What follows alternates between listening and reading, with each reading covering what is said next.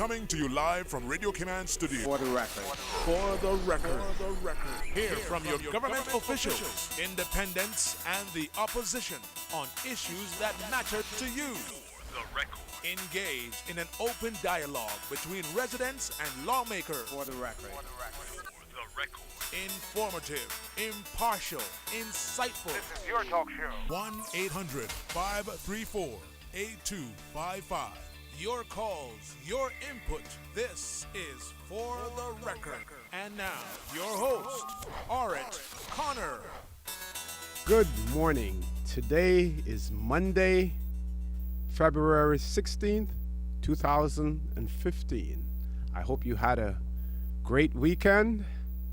I know for lots of those people who are living in North America, especially in the Northeast USA, lots of cold, lots of snow. Boston area, New York has been getting their fair share of weather. I hope everyone enjoyed the All-Star NBA All-Star basketball weekend as well.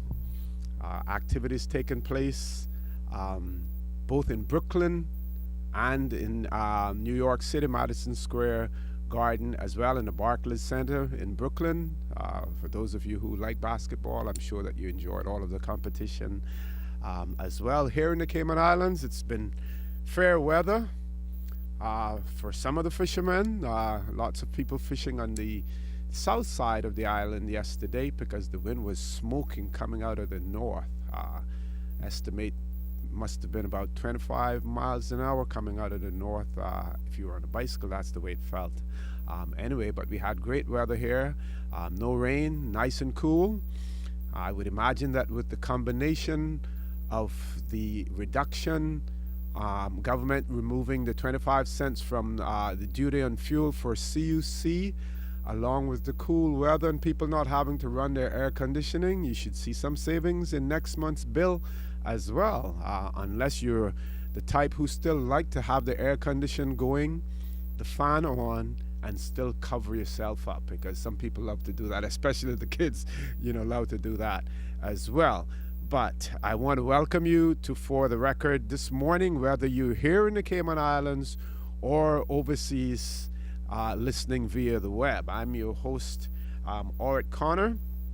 And you can join me on For the Record every Monday, Wednesdays, and Fridays from 7:30 a.m. until 9:30 a.m., where you listen to a show that has been designed and produced by the staff and management of Radio Cayman specifically for you. And this show, For the Record, is geared towards keeping you abreast of issues as they arise and play out on the local, regional, and international scene. So you can join me as your host in the conversation. You can call us on our toll-free number, which is 1-800-534-8255. You can also call us on 949-8037 or 949-6990. There is always someone waiting to take your call, and all we ask that you do is that you be respectful to our guests. You don't necessarily have to be respectful to me, but I will be able to counter that if you're not respectful to me. But I ask you to be respectful, to our guests. We have many conversations here on For the Record that are extremely interesting, as well as informative to our listening audience. So we want to encourage you to continue to call us on those numbers. Our toll-free number, again, I will repeat, 1-800-534-8255. You can also call us on 949-8037, 949-6990, and Miss Susan will filter your calls through to us. And of course, if you don't like to talk on the telephone, and based on the number of phones in the Cayman Islands per capita, people do love to talk on the telephone based on the number of telephones that we have here on island. But in the event that you're one of the few who don't like to talk on the telephone, then you can call us. You can email us at our email address, which is For the Record. That is one word, For the Record, at candw.com. So again, I want to welcome you. Good morning. This morning we're going to be talking about the upcoming agriculture show. But before we get to that, I also have to give credit to our sponsors. And I want to remind you that For the Record is brought to you by Seagrape Secretarial Services. Seagrape Secretarial Services, they are located at Unit Number 2, Grand Plaza on Howard Street, Georgetown. Their telephone numbers are 326-9953 or 924-8927. Seagrape Secretarial Services provide quality, professional, and affordable service, and that service is guaranteed because at Seagrape Secretarial Services, there is no job too small for them to undertake.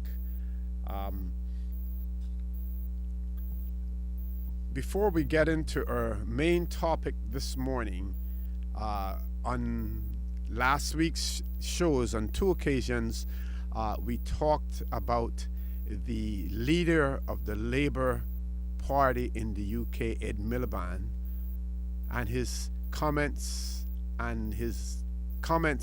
regarding his intentions to write to all of the leaders of the overseas territories to put them on notice that within 6 months of a Labour government taking office, in the event that they are successful in the May 7th general election, that they would require all overseas territories and crown dependencies to establish a register of beneficial owners of companies that are registered in those territories. Some leaders in the overseas territories responded to Ed Miliband's comments, despite the fact that they had not had sight or had not received the letter that he said he intended to write. And we spoke about responses from Fabian Picardo, the chief minister in Gibraltar. We spoke about responses from Michael Dunkley, the premier of Bermuda. We spoke about responses from Bob Richards, who is the Minister of Finance in Bermuda. And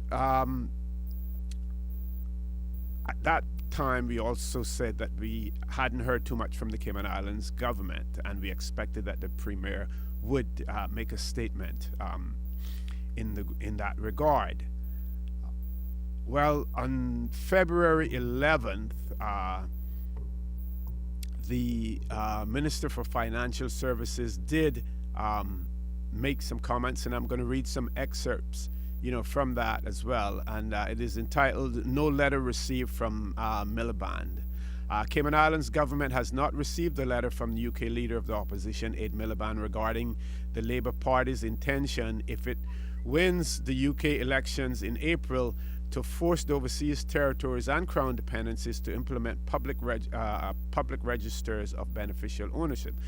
Quote, Cayman therefore can respond only to media reports about Miliband's insinuations regarding our beneficial ownership regime, said Minister of Financial Services Wayne Panton. The minister noted his surprise that a UK elected official who should be well versed in the current discussions on the important topic would attempt to publicly distort the reality in light of readily available third-party assessments and facts. In short, and this is a quote again, in short, Mr. Miliband is wrong. How is he not aware that the OECD, the Global Forum on Transparency and Exchange of Information for Tax Purposes, the Financial Action Task Force factor, the G20, and the International Monetary Fund all disagree with his broad general statement? And that's a quote from Minister Panton. Cayman therefore finds itself in the position of repeating factual information that already is in the public domain and as such is available to Mr. Miliband and his advisors. And there are also other notes that were made by the minister. For instance, Cayman fully supports the global agenda of fighting tax evasion, as evidenced by its long-standing engagement in the international discussions on tax and transparency, and by its support of the UK as it significantly contributes to this discussion. He also noted Cayman's support of the global agenda is demonstrated by the fact that our current method of collecting, maintaining, and updating bioinformation through corporate services providers and providing the information to law enforcement, tax, and regulatory authorities is firmly in line with the FATF recommendation, as well as the G20's high-level principles on beneficial ownership transparency issued in November 2014. So, the Cayman Islands has responded robustly, like other jurisdictions, to Ed Miliband's comments, and we only wait to see, what transpires from there. But again, I repeat, there is no doubt, based on what the leader of the Labour Party has said, that a Labour government in the UK is not necessarily going to be good for the Cayman Islands, not when it comes to our financial services. Seems as if they will be ready to throw us under the bus. And while I'm at it, we may as well say, well, it leaves the question, what was Tempura all about? Was it intended to bring the government of the Cayman Islands down? Was it intended to bring it down in such a way that the UK would put the Cayman Islands under administration similar to what was done in the Turks and Caicos Islands? And I'm not condoning what authorities are alleged to have done in the Turks and Caicos Islands. I'm not condoning that at all. I'm just saying, did they intend to put the Cayman Islands under administration like they did in the Turks and Caicos? Had that been done, then they would have been able to gain control of our financial industry by possibly putting that not under an elected minister, but under the remit of the governor, and then they could dictate as to what took place in our financial services. That's enough for the politics for now. We've heard that we have two callers online already, and I have not even introduced my guest yet this morning. We were expected to have Minister Tibbetts with us, but in the meanwhile, we have Mr. Brian Critchlow, who is the Assistant Director of Agriculture in the Agriculture Department. We will be talking about the 48th or 49th Agriculture Show, depending on who you're talking to. Mr. Critchlow, I want to say to you good morning and welcome to For the Record. And you were really early this morning as well. Good morning, Mr. Connor. Yes, a pleasure to be here. A bit mixed up in terms of when I was told to arrive. Yeah, certainly a pleasure to be here, and always great to be able to talk about agriculture and the upcoming Agriculture Show, which kicks off, as we all know, this Wednesday, Ash Wednesday at 7:30. And I'm sure we'll get into a whole lot of discussion as to all the things we have out for the show this year and what's going to attract the crowd to come out as always. One of the biggest, or the biggest one-day event in the Cayman Islands. Certainly.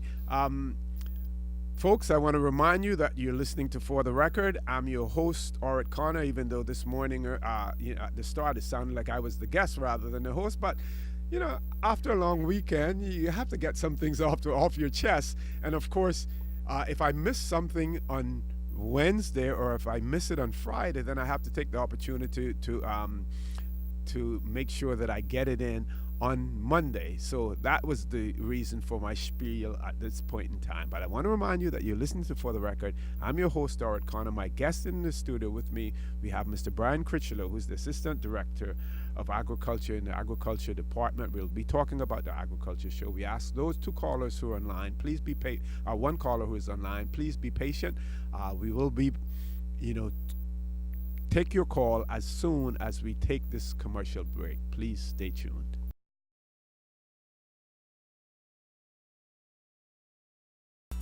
Good morning and welcome back to For the Record. I'm your host, Dorit Connor. We have in the studio with us this morning Mr. Brian Critchlow, who's the Assistant Director of Agriculture in the Agriculture Department, and we will be talking about the upcoming agriculture show, which is going to take place in a few days. But before we get into that conversation, we have one caller online, so we're going to take that caller now. Caller, good morning. Welcome to For the Record. Ossie. Good morning. Good morning, Ossie.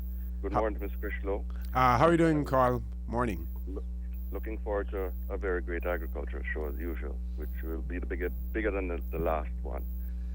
I would like to commend you for profiling the topic which you started out this morning, and you didn't need to make any apologies. Very important, a very important expression of what's really happening in the world. It appears that there are some people in the world that do not think that we are plugged into communications and plugged into what's really happening. Ed Miliband is down in the polls. He is, from all appearances, not necessarily poised to win.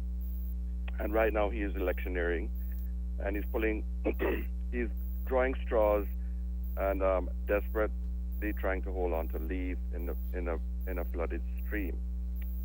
We are not of the profile of the Turks and Caicos. We've never been grant-aided. As such, we've been able to run our own ships, so to speak, up to a certain point in the Cayman Islands. But it is very explicit to me, my intelligence will not be insulted, to not validate the fact that it appears that there are elements of the FCO who intend to have us come out of the financial services industry business, one, and to reduce us to what they consider where we should not be. We should be pint-sized, according to them. It is very evident in their actions. They have gone through significant means, using very illegal means, which is very evident in Tempura, and the fact that they do not want to reveal the details of Tempura goes against the grain of what British justice stands for over centuries, and goes against the fairness that should be for a country that has been financially independent up until now, trying to find their own way, using their intelligence, being exceptional, and utilizing elements of world economy to our benefit, and improving beyond doubt and to a standard that is irreproachable. Of course, we have become the envy of those who do not believe that we should have and enjoy this success. We need to be very smart and understand that we need to face down these elements who want, for their own private reasons and selfish reasons, to see us diminish that they could increase. Mm-hmm. The bottom line is that we should not have the kind of flourishing economy that we have, and we should not have the world profile because they believe that that belongs to them. Well, we've got news, and we need to hold together, and we've got news that we are going to remain as long as we can in a business that we are entitled to as human beings to pursue.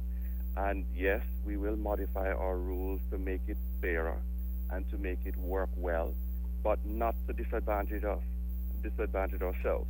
We should be fearless in standing firm. We should have no problem taking them back to court for doing things that are illegal, breaking laws in our country, under the guise of attempting to make us right, which is what has been happening on numerous occasions. So, yes, we would like to put our community on notice that we're watching those who are watching us, and we're not stupid people. Exactly. Yep.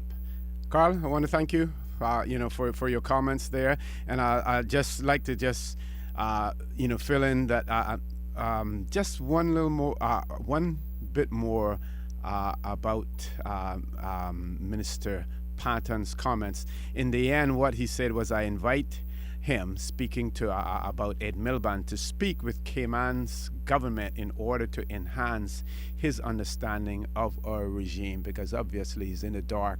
He's in the dark about what Cayman is all about. I want to thank you, Carl. Ask you to leave us there. Have a great day and enjoy the agriculture show. Mr. Bryan, I was trying to count the number of agriculture shows and sort of like digging back into the records to see exactly how many shows, but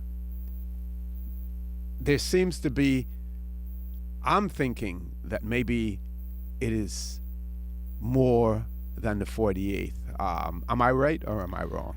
No, the 40th is official. This is officially the 40th agricultural show. The shows have never run, as far as my recollection, have not been that long, always continuously, because there have been breaks. There was periods of time, for instance, after Hurricane Gilbert, when you would know this, also, Mr. Connor, prior to that period, the agriculture show used to be hosted down by what was now the cricket ground, the whole agricultural grounds, and that was the grounds for many years. And there was a break after Gilbert again before the show eventually moved up to the current location in Lower Valley.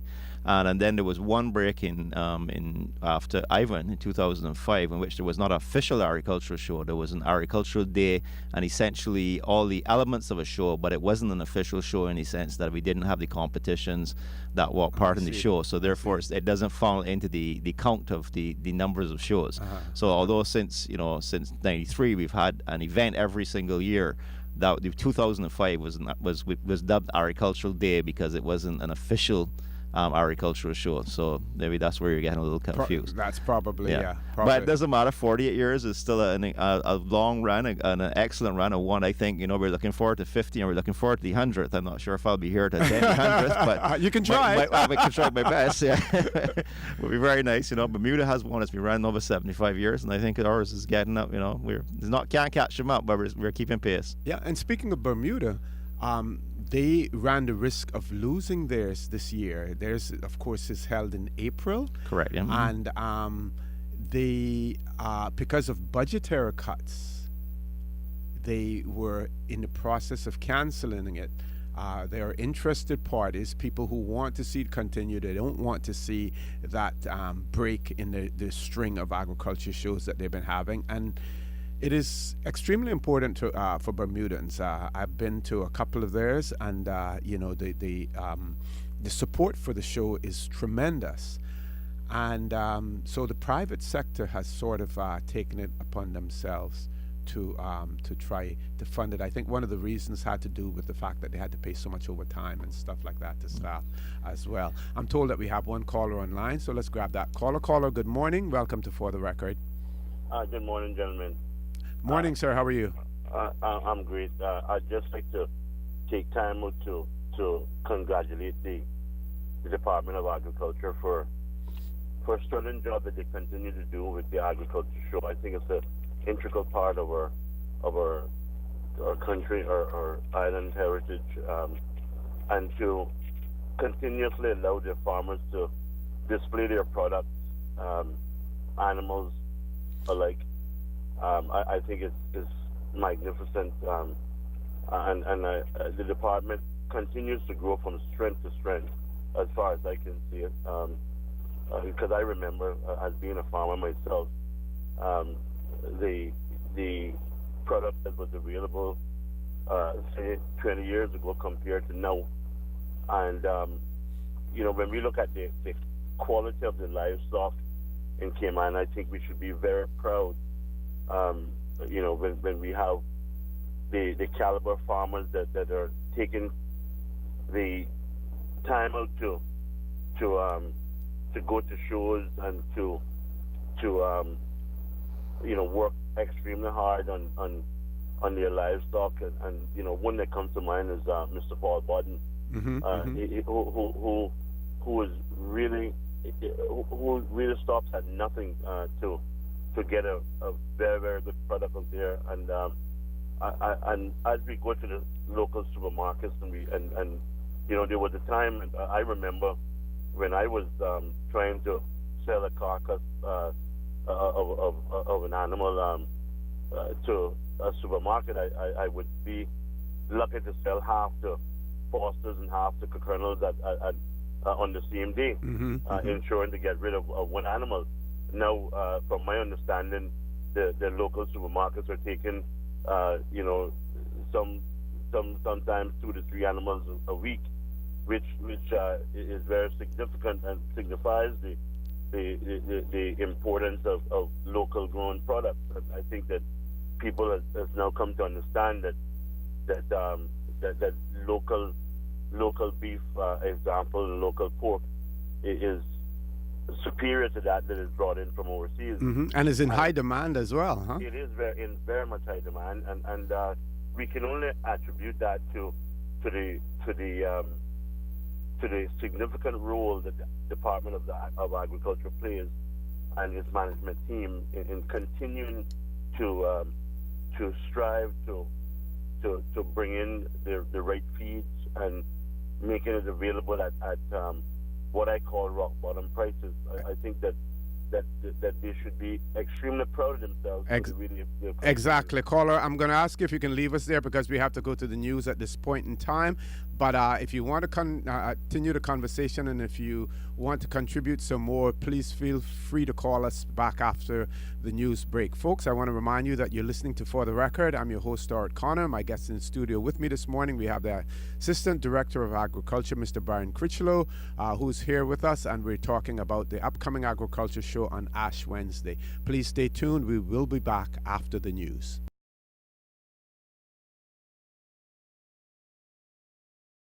Good morning and welcome back to For the Record. I'm your host, Stuart Connor. My guest in the studio with me this morning, we have Mr. Brian Critchlow, who is the Assistant Director of Agriculture in the Department of Agriculture. We're discussing the upcoming agriculture show on Ash Wednesday, an extremely popular event in the Cayman Islands, popular for families with children, popular for those who want to meet friends. We know people who come from overseas specifically for Ash Wednesday to attend the agriculture show. One of those reasons that they're coming is for that local food that they can't necessarily get. They may be able to get the ingredients, but not necessarily the local cooking of it in other jurisdictions. So extremely popular show. So Mr. Critchlow, you didn't get an opportunity before the news break to comment or to respond to the comments that were made by our 2 callers, and I'd like to extend that opportunity to you now to do so. Oh, thank you very much. Yes, I just wanted to say again, thank you to the caller just before the news break for his very kind compliments of the department. Yes, we're working very hard to continue to see the development of the agricultural sector, and he touched on some very important things.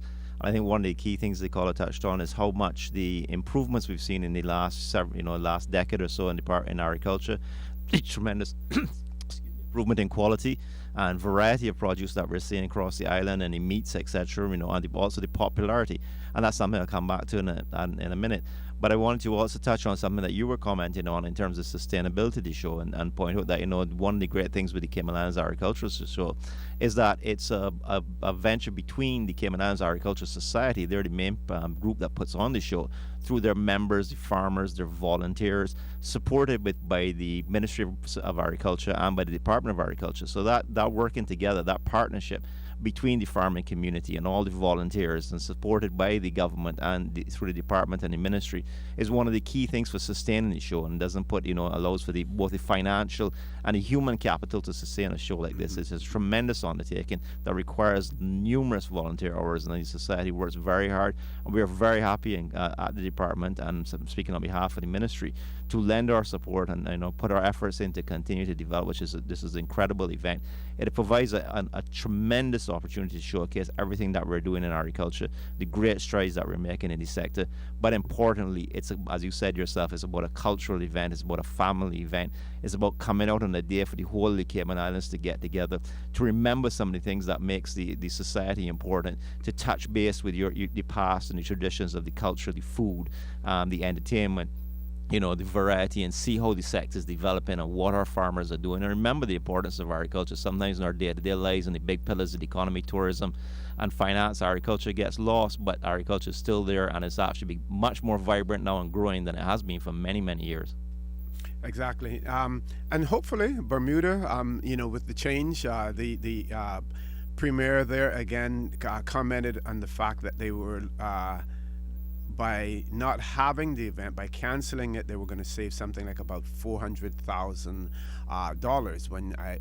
When you compare that to Bermuda's national budget, it's a very, very small percentage, and hopefully this will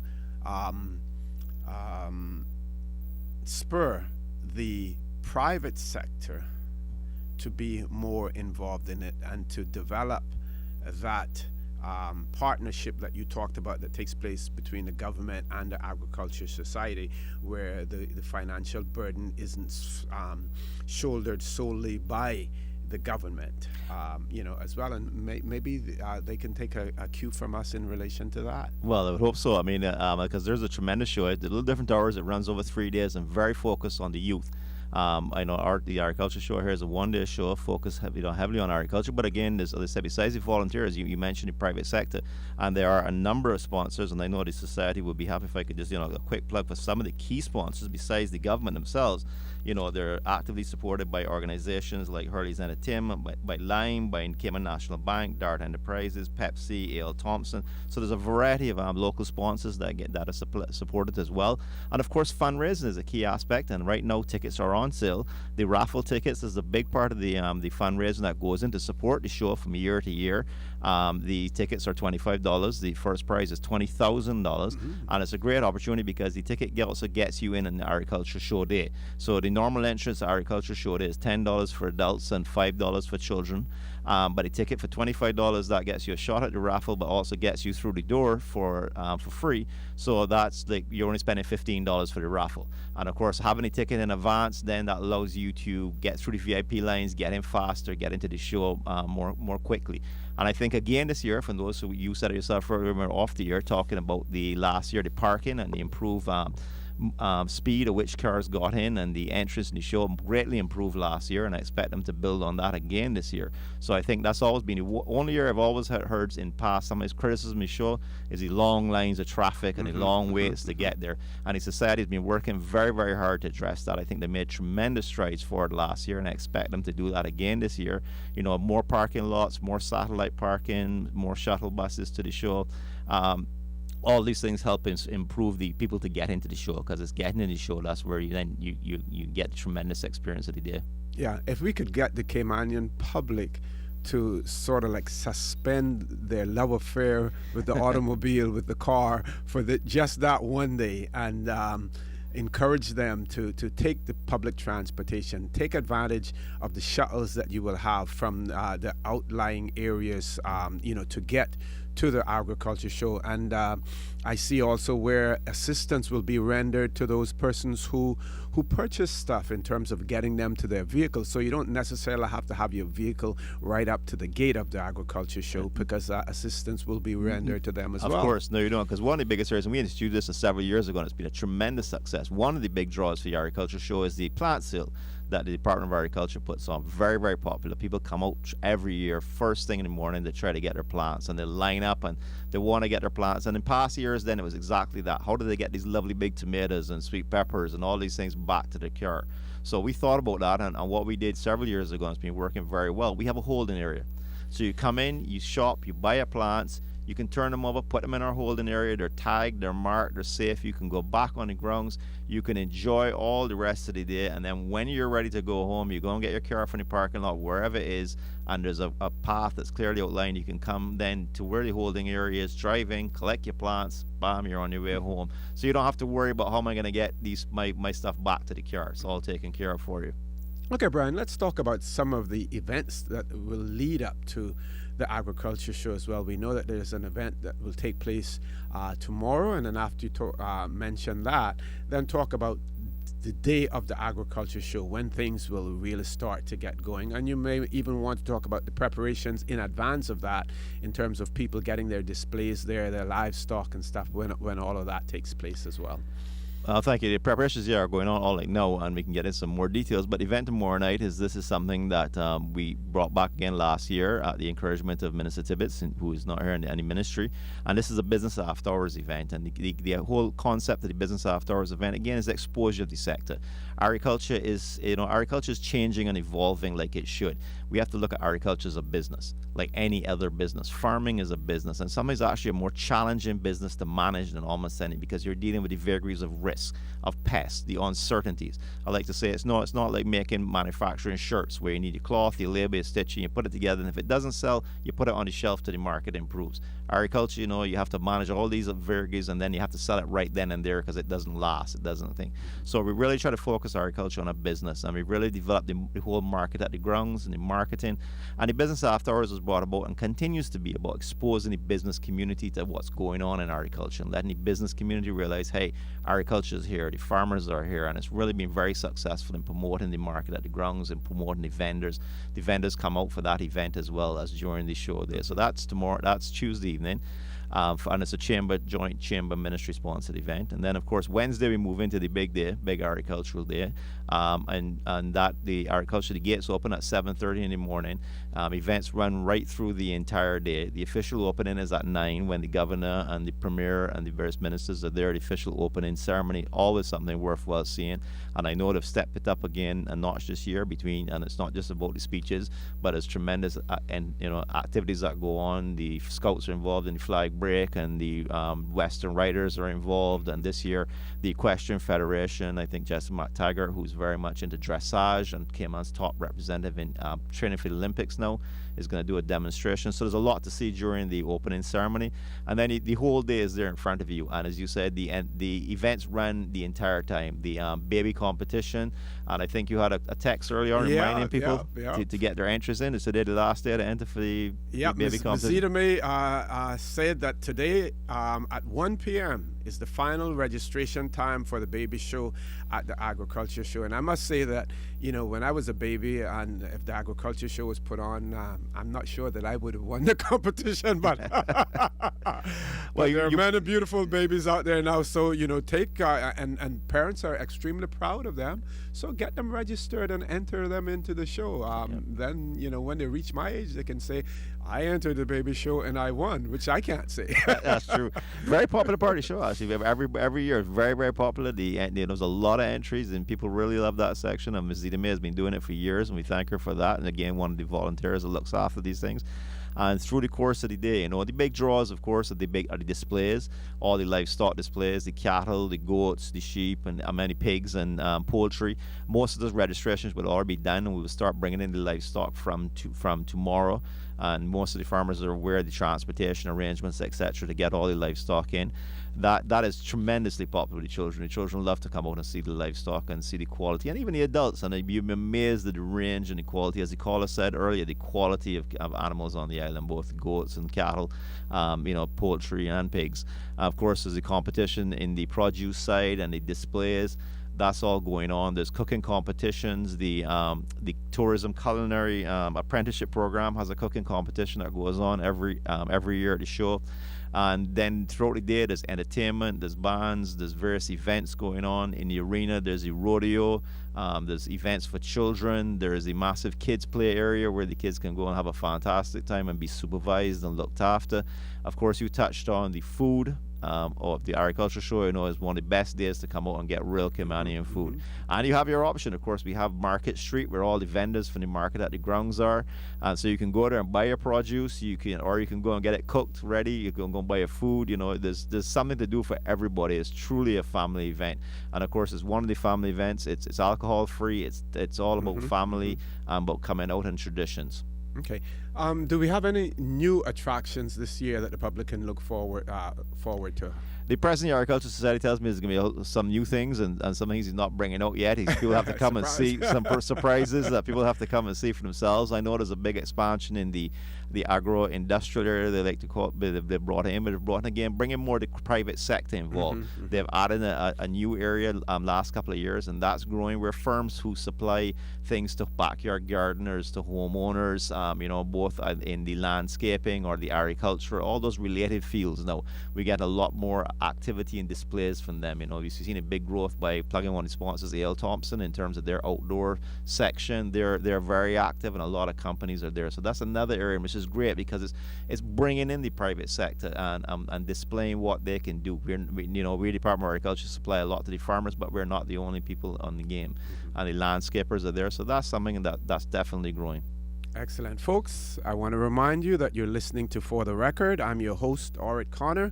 My guest in the studio with me this morning, we have Mr. Brian Critchlow, who is the Assistant Director in the Department of Agriculture. He's been there for many years. I'm sure that you are familiar with his voice. He's been on many talk shows talking about the agriculture show as well. So Brian himself is a fixture within the agriculture department. Please stay tuned. We'll be back shortly.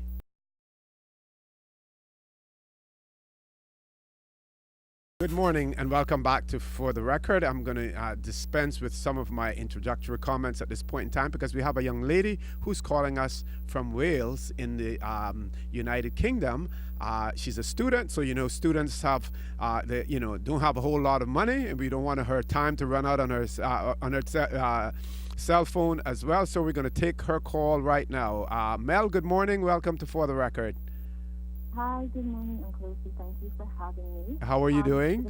Speak a little louder for us so your voice can project. Sorry, can you hear me now? Yes. Yes, so for the callers who aren't familiar with me, my name is Melanie Moore.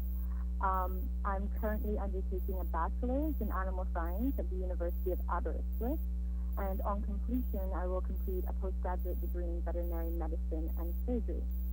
So basically, thank you for having me again. What I just basically wanted to talk to everybody about today was my campaign. This year, I decided to take part in the Muddy Mountain Aberystwyth, which is basically, it's similar to the Tough Mudder. It is a really high endurance obstacle course, that consists of running, climbing, crawling through mud. It's crazy. So we were each asked to pick a charity of our choice. And something that I believe in strongly is that charity starts at home. So I chose the Cayman Islands Humane Society.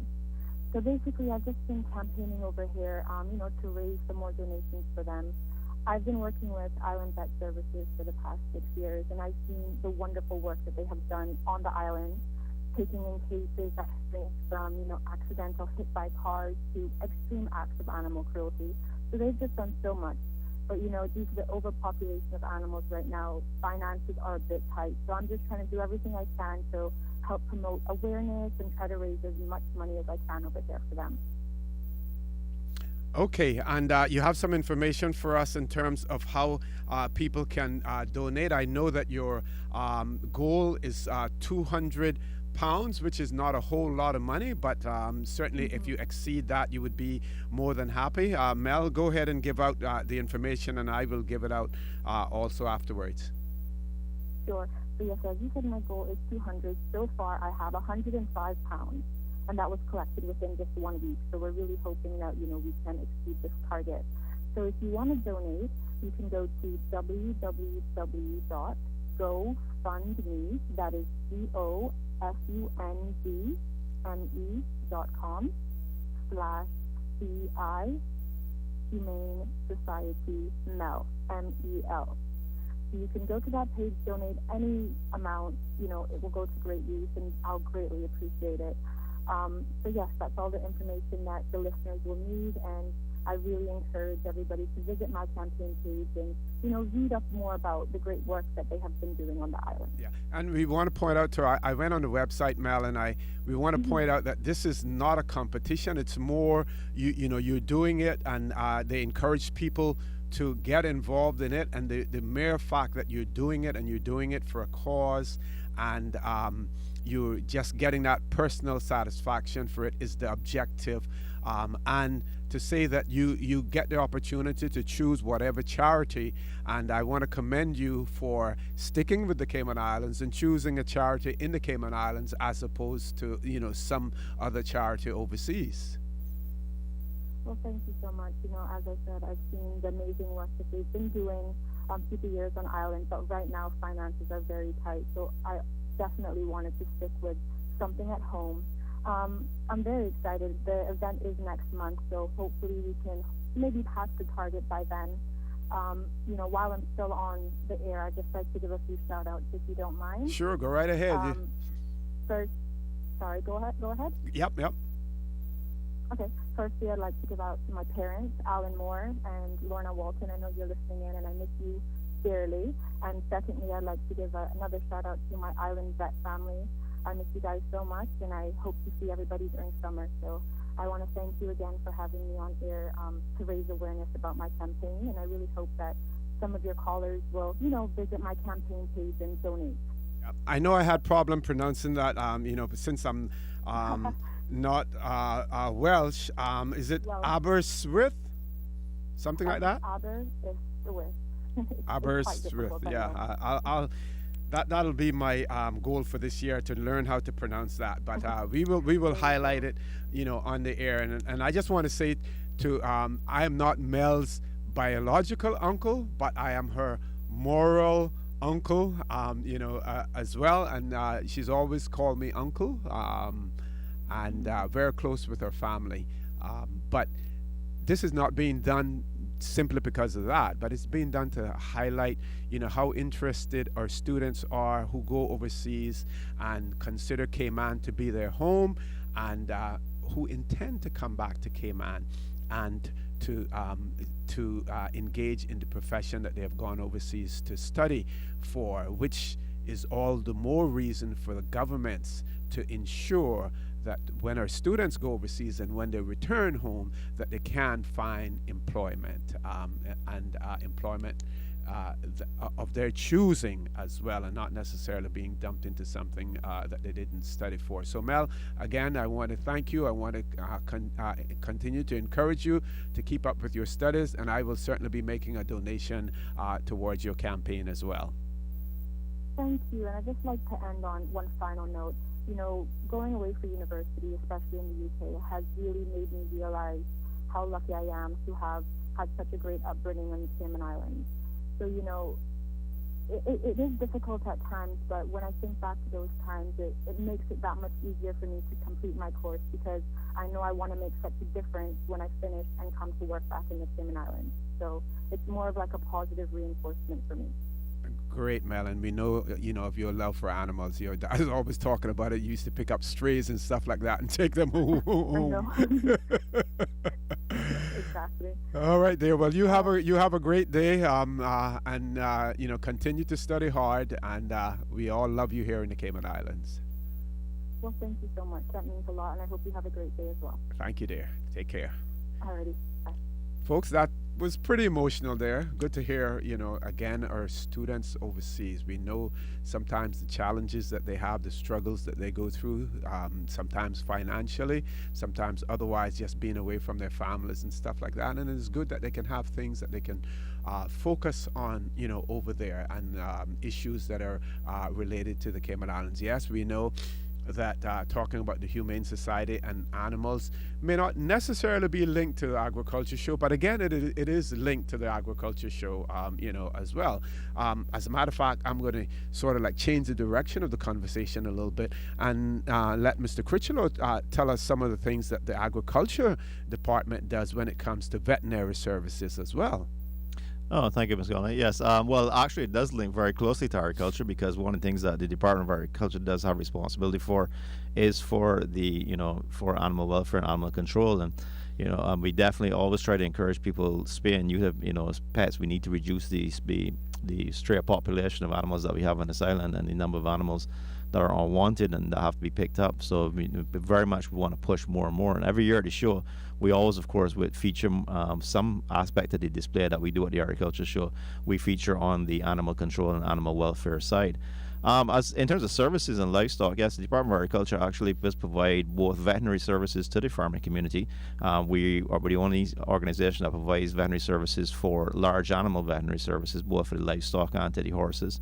And we also provide technical advice in terms of livestock extension. And this is an area where you were talking about students, and again, it's amazing how things come back and tie around in circles, how, where you've seen the development, because our latest vet on board is a young Caymanian who completed her studies, and she's, now full-time with us as one of our vets.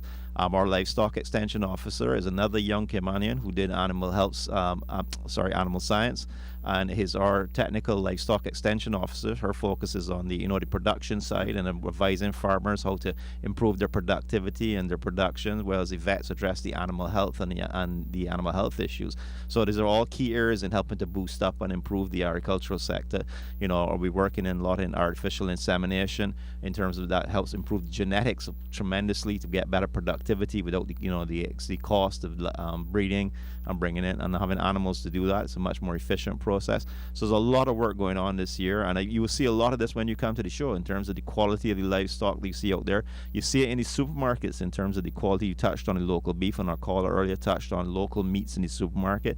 We've seen the tremendous increase in demand for local produce. This is both in terms of the meats and on the produce side. And you probably can remember, when I first joined the Department of Agriculture, many years ago, we won't go back how far that was. But the attitude was then by a lot of the consumers, well, if it wasn't from foreign, it wasn't any good. It had to be from foreign. Yes. We really seen a complete about face with that, where the consumer really actively is looking for the local produce.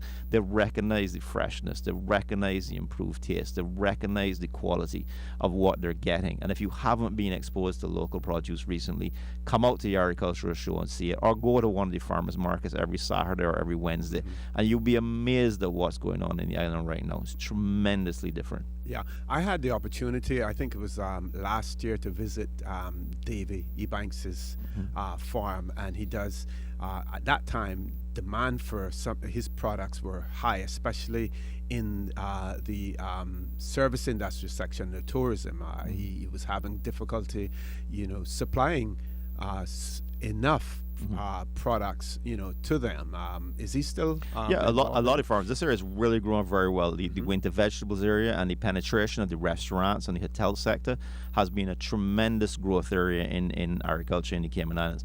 Some of the things, it's been a couple of things that have changed things. It's introduction of technology. You mentioned one farm of various, whether hydroponics or vertical systems, or more easily adaptable technology, tropical shade houses, which is something that we've really introduced heavily, combining that with the use of drip irrigation, fertigation.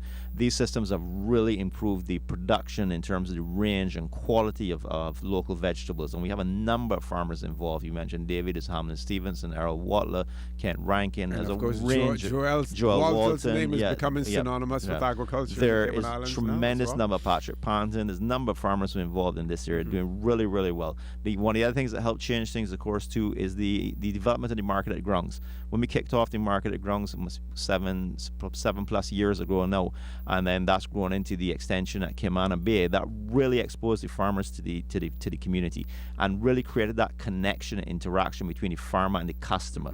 And it not only educated the customer what was growing and being grown in the island, but in reverse, it allowed the farmer to understand what the customer wanted and to see the change in the customer demand. And you've seen farmers adapting and adjusting and changing their produce range and producing new things they didn't even think of 10 years ago that could grow here. Some of the special lettuces and all these things that they're doing now to support that market. And the exposure again then came to the restaurants. We see chefs coming to the market at the Grungs or coming to the Cayman Bay market and seeing the produce, making those connections with the farmers, building those relationships.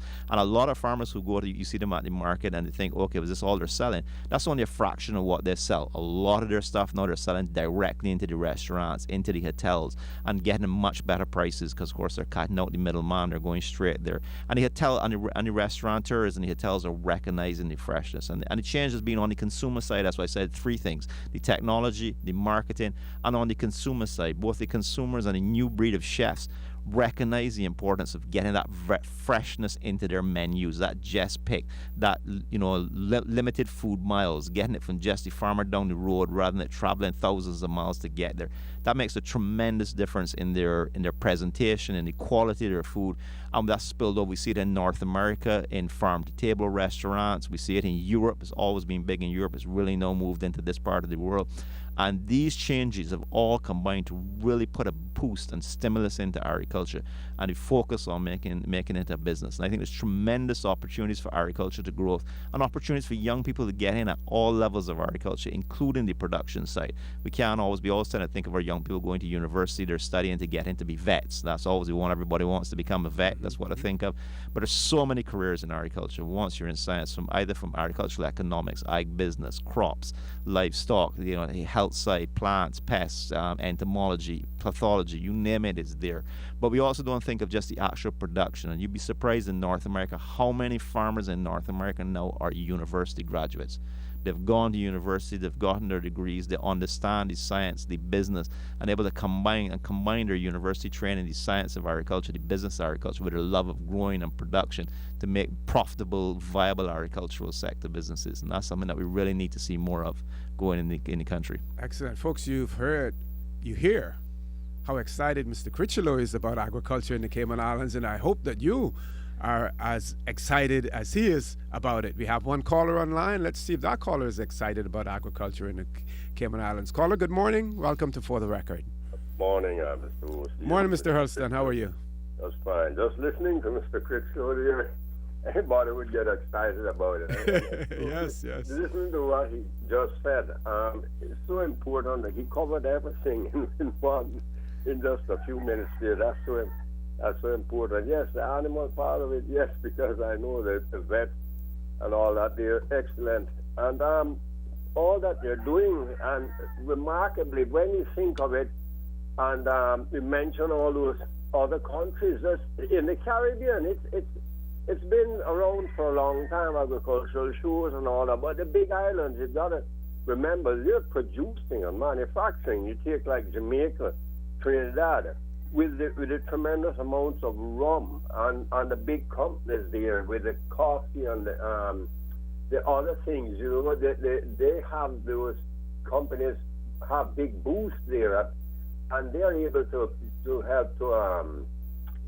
to sponsor these things there, because there's so much. There's an agricultural school in Jamaica for a long time at Twickenham Park, for it must be 70 years now, and they focus on getting a lot of young people straight out of high school into that, and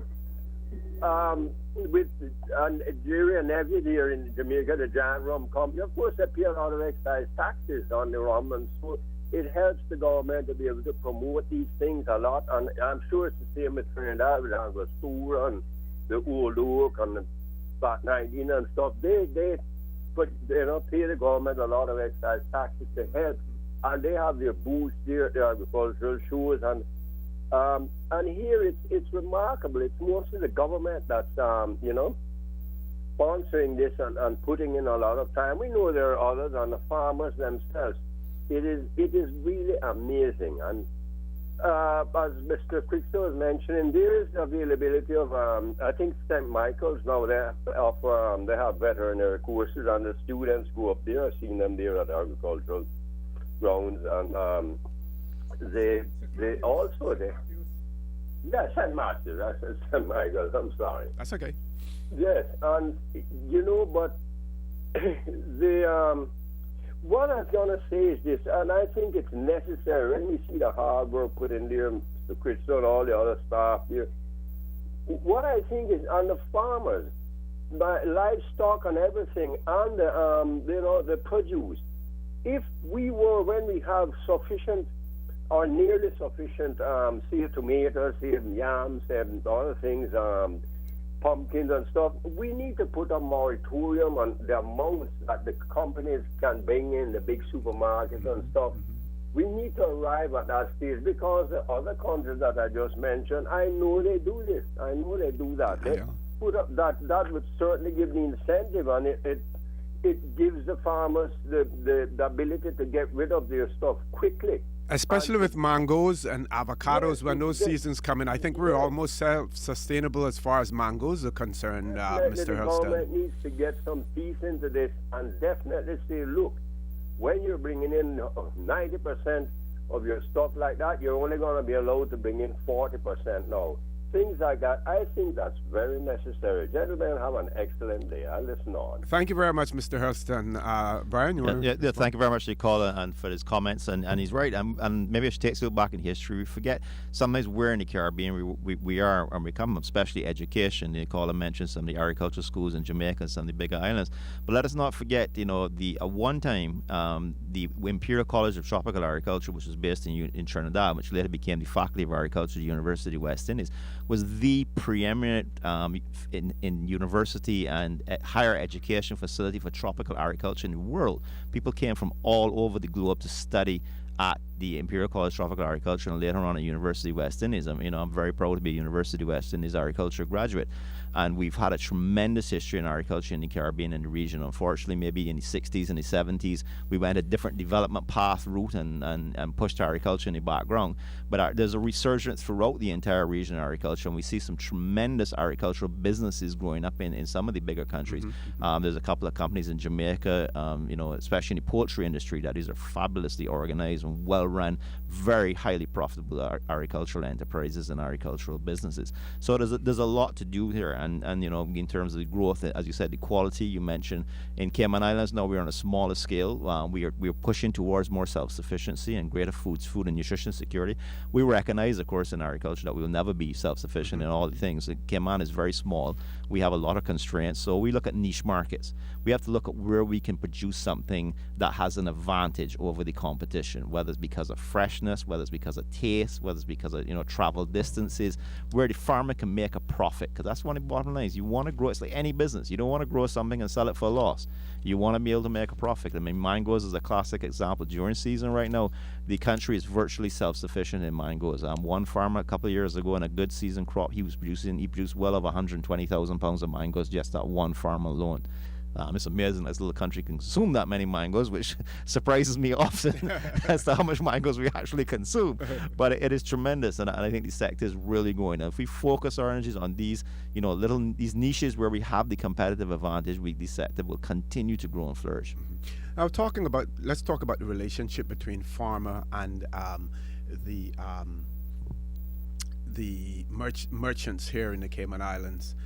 Some farmers have commented that when they have a particular product, the retailers, the merchants want to give them a minimal amount for their product. And we know it isn't necessarily cheap when you have to buy fertilizers and all of the other things, and then you have to pay staff, your laborers on the farm and stuff. And then when they go into the stores and they see the tremendous amount of markup on the product in the store, and they comment over the fact that, number one, you don't have the transportation costs involved like you have when you're bringing the products from overseas. You don't end up having to pay any duties or on those as well.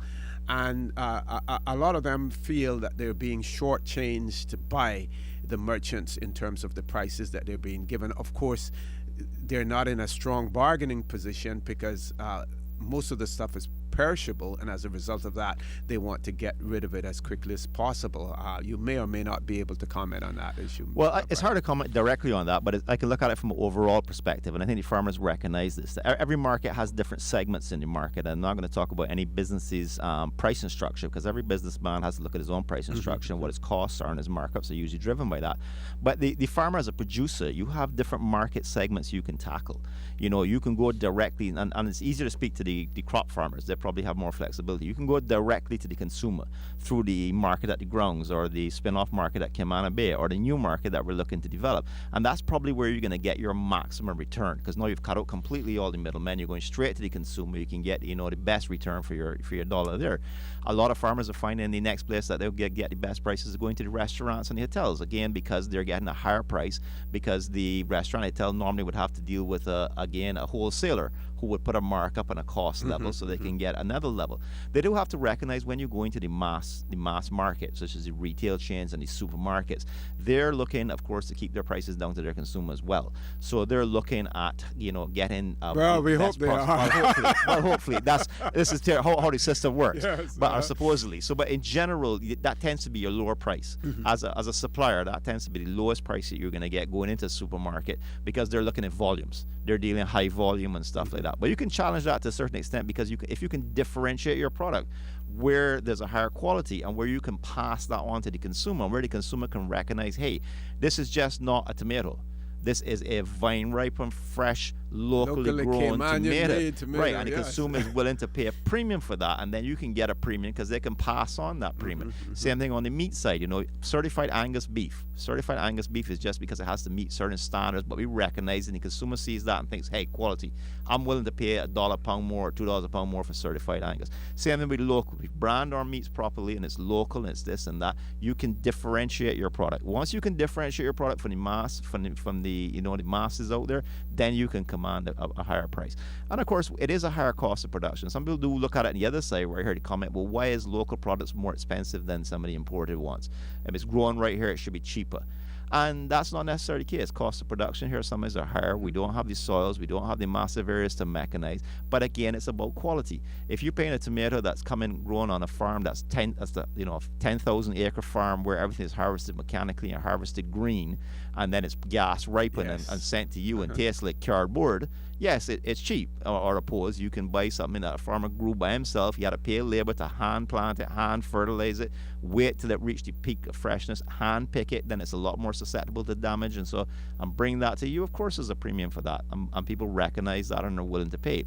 People can't expect it's like, as you know, in business, there comes a point in time if the premiums get too big. If that gap between the one price and the cheap stuff gets too big and economies are tight and people are tight in their wallet, well, price comes into the decision as well. So you can't just command what you want. But I think we're definitely seeing that, and farmers recognize there's different levels in the market that they can go after. Right. Folks, I want to remind you that you're listening to For the Record. You can hear what the discussion is. We're talking about the upcoming agriculture show, but we're also talking about agriculture in general as well, because all of that helps you to understand the whole purpose of the show, and hopefully will entice you to attend the show on Ash Wednesday, this coming Wednesday, at the agricultural grounds. We're going to go to a time check. I want to remind you that you can call. We're going to the news headline, but I want to remind you that you can call us on our toll-free number, 1-800-534-8255. And you heard earlier we got a call all the way from Wales, on our toll-free number. So that number is working. So call us on 949-8037 and 949-6990. When we come back, we want to talk about some of the other things that are happening in agriculture. And of course, we can't talk about agriculture if we don't talk about the sister islands as well. So we're going to ask Mr. Critchlow what's going on in the sister islands also. Please stay tuned. We'll be back shortly.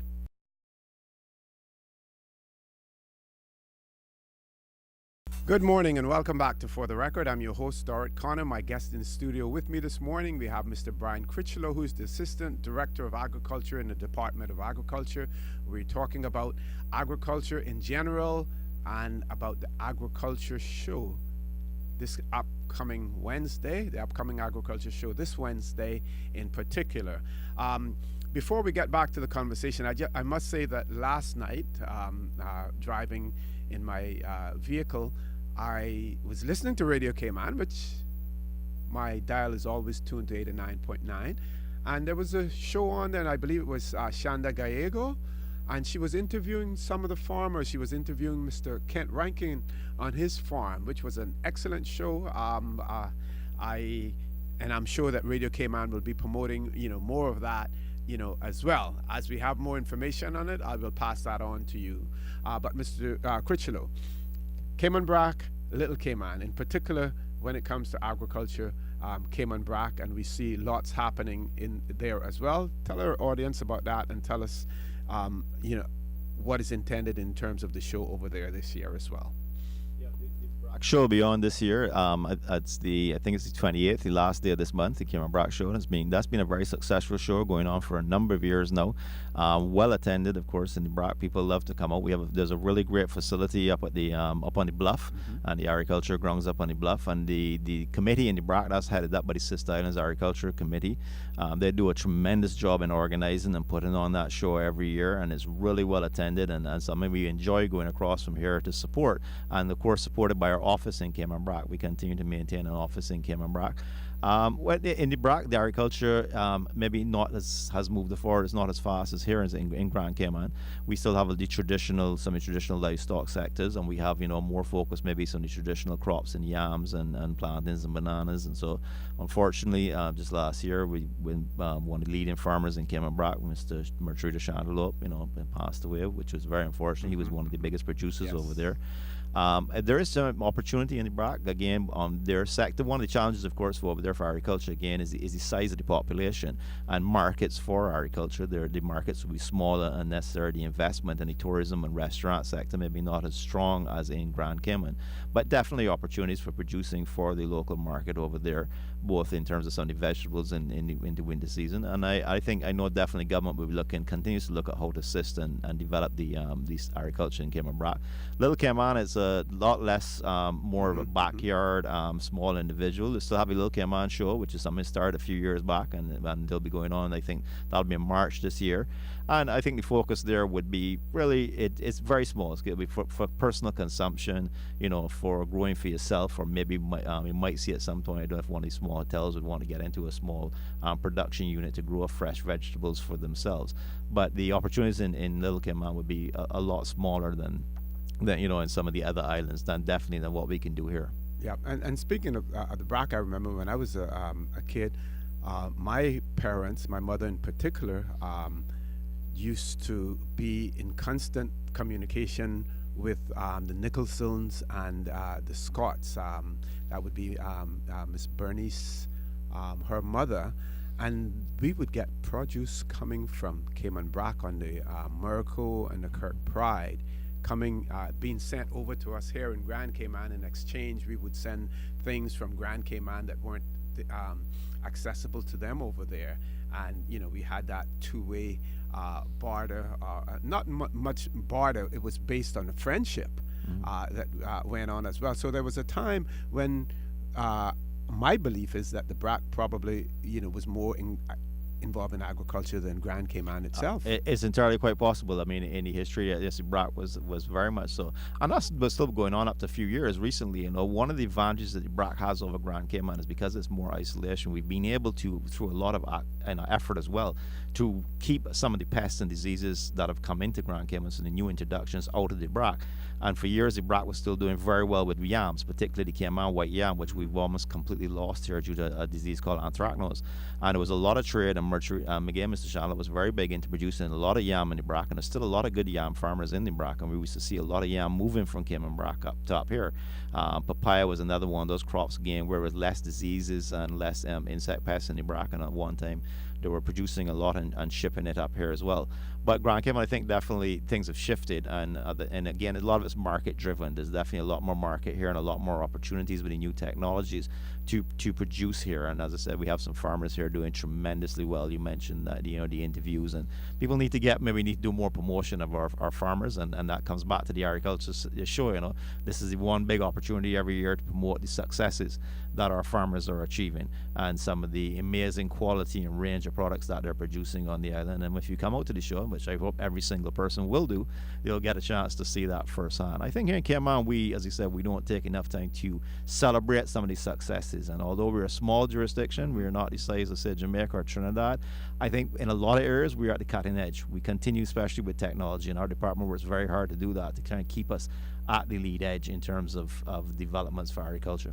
And off the air, you were telling me that despite the fact that we're a small jurisdiction, that we are recognized internationally or at least regionally in some respects, and that we actually chair an organization. You want to tell our listener audience about that? Yes, we've been working very hard throughout the region and making sure that we're integrated and keeping pace with what's going on. And we were very proud and pleased that the Cayman Islands, through myself, was appointed or elected to be chairman of the Caribbean Plant Health Directors Forum. This is a regional grouping of over 25 countries within the region, supported by all the international and regional agencies, and looks at all the plant health issues, both threats to of new emerging pests and diseases, new introductions, but also issues within the region in terms of current plant health problems, trade issues between countries, addressing some of the major pest problems like fruit flies, some of the newer diseases also coming in, and we were given this privilege not just because we were one of the members, but because, as I said, our department has worked very hard to be at the front and the forefront in terms, especially in our plant health, our plant quarantine, our plant health issues, our surveillance, our disease programs, and we've been very successful in them. So we're very proud to, and I'm very proud to be wearing taking on that role right now, and additionally as chairman for that organization. I see on Thomas Russell Way there's a new structure going up where the previous farmers market was located.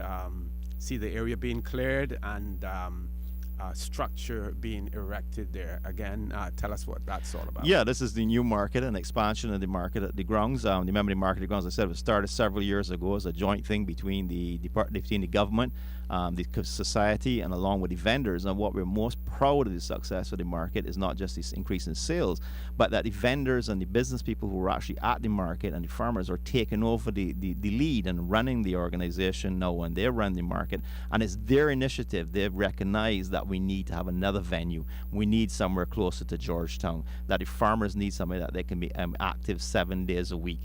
Market at the grounds at Lower Valley is great on a Saturday morning, but it's limited. So they recognize that potential, and they've taken the spearhead of the opportunity to secure back the site, to raise funds to support this event, this venture. They've got people to volunteer their time to do the designs and get the plans done. They're raising money. They've raised all the material costs. They've raised funds. They're being supported by government, but it's the farmers who are taking the lead and driving this whole initiative. And I think that's tremendous. That's a huge accomplishment. It's something we're very, very proud of. And tying back to the agriculture show, the farmers, the vendors themselves have also agreed that this Ash Wednesday on Market Street, where the vendors sell their produce, the vendors have committed themselves to give a percentage of everything they sell this Wednesday on Agriculture Show Day on Market Street to help continue to move forward the project. So when you come out and you buy your fresh produce on Ash Wednesday and you go to the vendors, whether it's the craft vendors or the produce vendors or the bakers or the processors, whoever's on Market Street, you're helping to fund this new structure and this new market that once it gets online is going to be a whole new boost for the sector. It's going to bring a permanent market into the Georgetown area where we have most of our people still, where all our business community is, where all our cruise ships and passengers are. And that market, the market has always been, as we've always described, as an artisans market.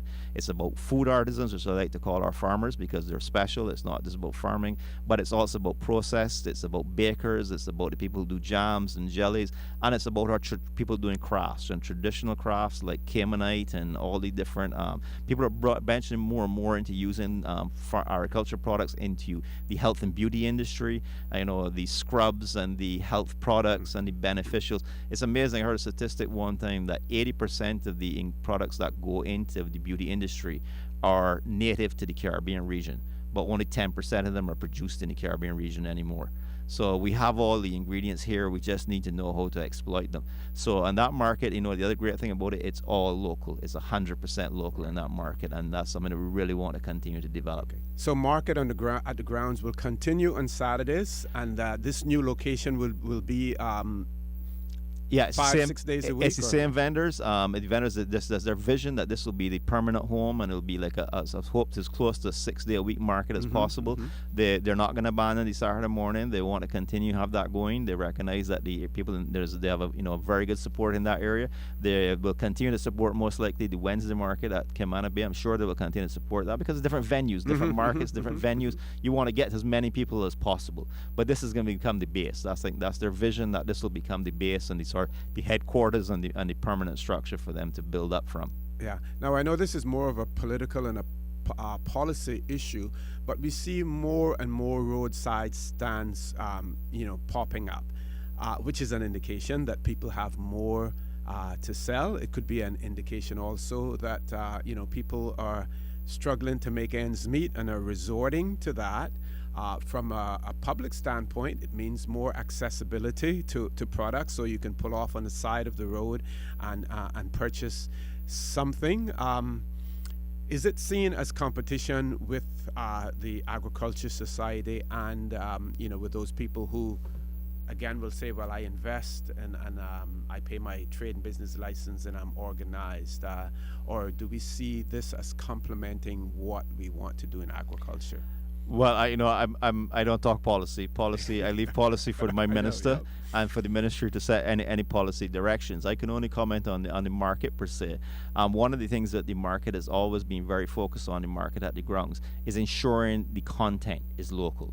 And the market has always had, and the vendors have always enforced the rules that if you want to sell in the market at the ground, it's a tremendous opportunity, but what you're selling has to be 100% local. It can't mix it. Just because you say this week you don't have any sweet potatoes, you can't go and buy imported sweet potatoes and bring it in and sell it, because that collapses the whole confidence of the consumer. You want to make sure the consumer is confident that when they come to a vendor in the market at the grounds, they know that what they're picking up from that vendor is local, and that has to be very rigidly maintained, and the market is very good at that.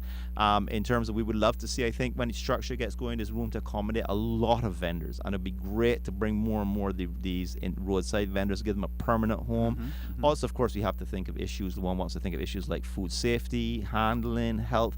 All these are issues as a public we want to ensure, and having a facility that can be monitored and regulated brings more confidence. No aspersions on any roadside vendors. I'm sure they're very good ones. So I don't know what the long-term policy will be. I can only speak as what the market's vision is. They want to see how their vision for development. Okay.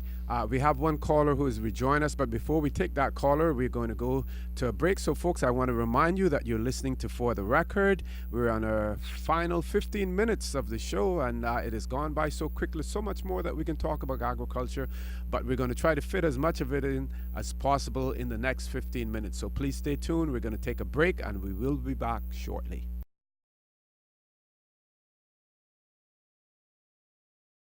Good morning and welcome back to For the Record, where we're discussing with Mr. Brian Critchlow, the Assistant Director of Agriculture at the Agriculture Department, the upcoming Agriculture Show. We have a caller who has rejoined us. We're going to take that caller and then we're going to focus back in on the Agriculture Show itself. Caller, good morning. Welcome to For the Record. Just quickly, Mr. Sure, Mr. Hurlston. I'm so glad you mentioned that on my mind since you said it about that famous school in Trinidad, Mr. Critchlow. Because yes, some years ago, an old Trinidad friend of mine was talking about that. The group of us, and we all thought it was rum talk, as in our Caribbean lingo, we see it. But he has been vindicated. I'm so glad, Mr. Student Right. Yeah, it's just one thing I wanted to say. Most of our produce and even meat and stuff, as we know, comes from the U.S. And the U.S. Farmers are heavily subsidized by the government in the tune of billions of dollars a year. I'll just give you a quick example. 60 years ago, a farmer was getting more for a bushel of corn than he's getting now. Far, far more. And I don't mean in those dollars then and those dollars now. So it just shows you where the money is going into the companies that produce, the giant companies, the corn flakes and the cans of corn and beans and stuff, and the meat packing companies too. So that's one of the problems we face. Why I was talking about the moratorium issue and what you said about the quality. People will be willing to pay for quality stuff. Have an excellent day, gentlemen. I'll listen on. Thank you very much, Mr. Hurlston. Thank you. Any comments before? No, thank you, Mr. Hurlston. Glad I could vindicate that, yes. And we need to remember our past, and we've done some tremendous achievements in the Caribbean, and sometimes we don't promote ourselves enough. But for a small geographical area, as I said, in tropical agriculture, for many, many years, we led the way.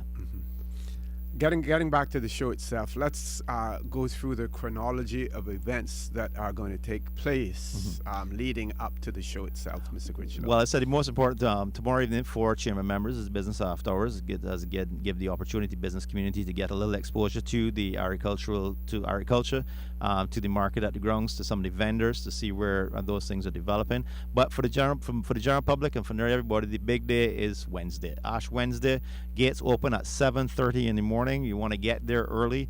The parking is going to be well taken care of this year. As I said, there's more parking lots. There is going to be satellite parking with buses. The flow is going to be great. If you take the chance to buy your ticket in advance right now, buy your ticket for the raffle, get a shot at $20,000. But also that gets you through fast entry at the gate. You don't have to stand in line with people that are late paying for their tickets. Everything starts out, the plant sales, which is always very, very popular with the Department of Agriculture. As soon as the gates open, the plant sales will be ready to go. The official opening kicks off at 9 a.m. and this will be by the arena, and this is where the governor, the premier, and the minister of agriculture will be there. There'll be a lot of events going on for the official opening, and then throughout the day it's non-stop activity. There's always something to do and see. There's the livestock displays, there's the crop displays in the competitions. There is, as I said, a cooking competition with the tourism apprenticeship program. There's some other cooking events going on. There's a baby show, which is early in the morning, which is more a morning event. Again, extremely popular. There'll be displays from the agro-industrial area with companies like A.L. Thompson, Bawden's Heavy Equipment, Car City, Tree Solar, a number of local companies providing products to the agricultural and to the homeowner sector. That'll be there all day. Kids play area, the pony rides for the kids. That's something extremely popular every year. The children love it very much. Throughout the day, there's entertainment from gospel to local bands to I think the primary schools are doing a number of events. In the arena, you got the rodeo going on. You have various again sack races and egg races for the kids in between the rodeo events. There's non-stop. The president of the society, Mr. George Smith, promises that there's going to be some additional surprises. Of course, the food. Some of the best Cayman cooks come out. The vendors are there. Everything from all the traditional Cayman turtle stew, your Cayman style beef, your conch, your lobster, all of that are available. It's something that you definitely can't miss. And there's no shortage of that whatsoever. So when you come to meet friends, you come to bring your children out to give them the experience that you had. Remember when you were a child, when you went, either if you're old enough like maybe yourself to remember when it was down at the grounds, at the cricket grounds, or if you're younger and you remember when it was at Lower Valley only, you want to take your children out and give them that same experience. Or behind a library. No, you're really going back behind the library. Yes, it was down behind the library as well at one time. Yes, it's a tradition. It's gone from generation to generation. That's what it needs to be. It's preserving a tremendous part of Cayman's past, and it's a great fusion as to where we've come from, where the country has come from, where agriculture has come from, where we are today, and where we're going in the future. And we see that change and that merge all the time with the show. It grows like agriculture. The show is a living thing. It maintains its roots all the time. There's certain things that you will find at this show that have probably been there from day one, from the first show that was held, from the first show. But you're going to see things that you haven't seen before. And you're going to see new styles of doing things and a chance to learn. And it's not all about fun, it's also education. The department has its tent out. We always have educational displays, provide information. Of course, a lot of the other service organizations will be out there on government, like Department of Environmental Health, the Health Services Authority, they're usually always there, Red Cross, DOE, Humane Society, all these other things that gives information to be passed on. It's a tremendous experience. Yeah, and that $20,000, you can think of it, if you win that prize, it's a good down payment on a piece of land that you can probably take and farm later on if you already have property, get started. It would be a tremendous way to get going, yes, and we can provide you with the assistance and the technology and the advice to make it profitable for yourself. Exactly, and we know that a lot of people come there for to get the tomato plants and to get the pepper plants. One year I bought some pepper trees, the Big Sun, and that was extremely popular amongst my friends. Where we played dominoes, I would take bags of peppers down there for them, and they keep asking me, do they still get the Big Sun? And I know possibly one year there may have been a bad crop, of plants in terms of peppers? What can we look forward to? Oh, I'm sure you're going to look forward to excellent supply of plants this year. I know the staff has been working very hard to bring forward the tomatoes and all the peppers. We have challenges with peppers in the Cayman Islands and agriculture. We have challenges with certain viruses that are vectored by what we call aphids and by some of the mites, and we've been trying to address that this year to make sure that we minimize the disease problems. And that happens to the farmers. Hot peppers are a crop that years ago, and unfortunately we live in a global environment. New pests and diseases move all the time. Years ago, you could plant a pepper tree and almost leave it there unattended from one crop to the next to the next. It kept cycling through. Nowadays, with as I said, with the new strains of viruses that are out there and some of the new insects, you have to basically look at it as a single crop. You go in, you produce it, you get a really good crop off it, you harvest it, and you have to restart again. These are just adaptations we have to make at that, to how the environment changes around us. And we look at new varieties. Big Sun, as I say, is a new variety, or mimics the yellow Scotch bonnet with a slightly different palate flavor. Some people prefer the yellow Scotch bonnet, but the Big Sun has a little more resistance to to some of the viral problems. So, but all these will be there along with the herbs and the spices and with fruit trees and everything you can buy. And as I said, the arrangements are making it easy. We make it easy. You can come, you can shop, pick your plants, buy them, and you can leave them in a safe, secure holding area, go back in the grounds and enjoy the rest of the day. And that's what it's all about. It's about getting out there, learning something new, seeing someone you haven't seen for years, seeing that smile on your child's face or your grandchild's face, and bringing back those memories you had from previous agricultural shows. So we want to see the whole community out there again this year.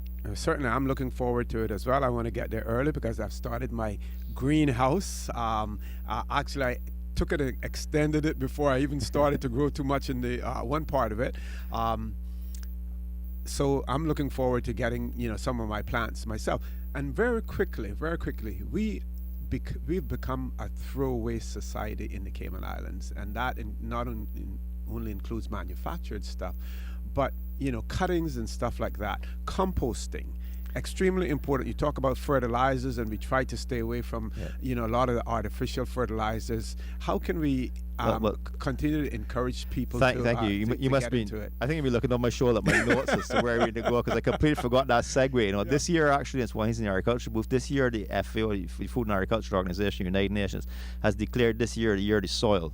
And soil is so critical to agriculture and so critical to life on this planet, and preserving the soil. And one of the key elements often in tropical soils and here in Cayman that we lack is organic matter. Our soils are often low in organic matter to start with because there are limestone soils or calcareous soils. So composting, saving those clippings, composting them, turning them into viable, solid, good organic matter is very, very important. And again, if you come visit the Department of Agriculture's booth, you will see a lot of information on the year of the soils, on the importance of soils, and on composting, and something that, as you said, we're a throwaway society, and we need to do a lot more of that. And it's amazing what you can do to improve your soil structure. I've seen it where you can use as much inorganic fertilizers as you want, and after a while you'll see your yields start to decline. If you don't put that organic matter back in the soil to maintain that structure, the water retention, the fertilizing nutrients, it's critical to soils, and composting is the best and chiefest, most effective way to do it. Well, Mr. Brian, Mr. Critchlow, I want to again thank you for being on For the Record. You're armed with a tremendous amount of knowledge about agriculture in the Cayman Islands. You didn't have to refer to your notes. Everything was just flowing off your tongue, and that we want to thank you immensely, for that, folks. Thank you for having me. I want to remind you that you've been listening to For the Record. And of course, For the Record was brought to you by Seagrape Secretarial Services. They are located at Unit Number 2, Grand Plaza, Howard Street in Georgetown.